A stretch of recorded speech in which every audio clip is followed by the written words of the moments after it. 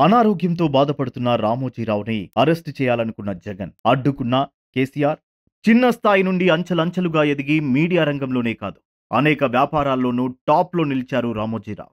Media మొఘల్గానే కాదు వ్యాపార దిగ్గజంగా పేరు తెచ్చుకున్నారు. అలాంటి వ్యక్తిని జీవిత చరమాంకంలో అరెస్టు చేయడానికి వైఎస్ జగన్ సర్కార్ విశ్వ ప్రయత్నం చేసిందా? ఇందుకోసం తెలంగాణ మాజీ సీఎం కేసీఆర్ సహకారం కూడా వైఎస్ జగన్ కోరారా? దానికి కేసీఆర్ నిరాకరించడంతో పాటు అరెస్టును అడ్డుకున్నారా? అసలు ఏమిటి ఈ మార్గదర్శి కేసు? రామోజీరావుని అరెస్టు చేసే అంత లొసుగులు నిజంగా మార్గదర్శి చిట్ ఫండ్‌లో జరిగిందా? మార్గదర్శి చిట్ ఫండ్స్ రామోజీరావు జీవితాన్నే మలుపు తిప్పిన సంస్థ. ఇదే ఆయన ప్రారంభించిన మొదటి వ్యాపారం. హైదరాబాద్‌లో 1962లో ప్రారంభమైన ఈ చిట్ ఫండ్స్ ఇప్పుడు ఇరు తెలుగు రాష్ట్రాల్లోనే కాదు, ఇతర రాష్ట్రాల్లోనూ విస్తరించింది. 2019 వరకు మార్గదర్శి వ్యాపారం సాఫీగానే సాగింది. కానీ వైఎస్ జగన్ సీఎంగా బాధ్యతలు చేపట్టాక మార్గదర్శి చిట్ ఫండ్‌కు చిక్కులు మొదలయ్యాయని చెప్పుకోవాలి.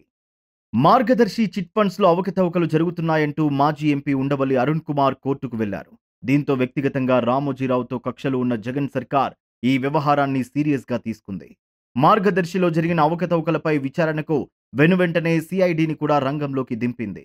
చట్ట విరుద్ధంగా మార్గదర్శి చిట్ ఫండ్ వ్యాపారం జరుగుతోందంటూ రామోజీరావుతో పాటు ఆయన కోడలు శైలజా కిరణ్ పై కేసులు పెట్టడం పెను సంచలనం సృష్టించింది. దీంతో ఏపీలో ఉన్నటువంటి అన్ని మార్గదర్శి కార్యాలయాలపై దాడులు చేసింది సిఐడి. ఆర్బీఐ నిబంధనలకు విరుద్ధంగా మార్గదర్శి చిట్ ఫండ్‌లో లావాదేవీలు జరిగినట్టు ఆరోపించారు. ఈ క్రమంలోనే మార్గదర్శిలో జరిగిన అవకతవకలపై రామోజీరావు, శైలజా కిరణ్లను విచారించింది సిఐడి.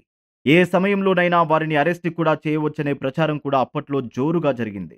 మార్గదర్శి చిట్ ఫండ్ ఫ్రాడ్ కేసుకు మరింత బలం చేకూర్చే దిశలో అప్పటి ఆంధ్రప్రదేశ్ సీఎం వైఎస్ జగన్మోహన్ రెడ్డి, అప్పటి తెలంగాణ సీఎం కేసీఆర్ సహాయం కోరినట్లు తెలుస్తోంది. కానీ అందుకు అంగీకరించని కేసీఆర్ చట్ట ప్రకారం నడుచుకోవాలని జగన్కు సూచించారట. ఇదే విషయాన్ని గతంలో ABN Radhakrishna open heart with RK ప్రోగ్రాంలో మాజీ మంత్రి కేటీఆర్ వెల్లడించారు. అంతేకాకుండా పెద్దాయనకు 87 ఏళ్లు, క్యాన్సర్తో బాధపడుతున్నారు. ఆయనపై ఇదంతా ఏంటని కేసీఆర్ ఆవేదన వ్యక్తం చేశారట. ఇలా రామోజీరావు అరెస్టును కేసీఆర్ అడ్డుకున్నారంట. ఈ విషయాన్ని తాను రామోజీరావు కొడుకుకు కూడా చెప్పినట్లు గతంలో కేటీఆర్ వెల్లడించడం గమనార్హం.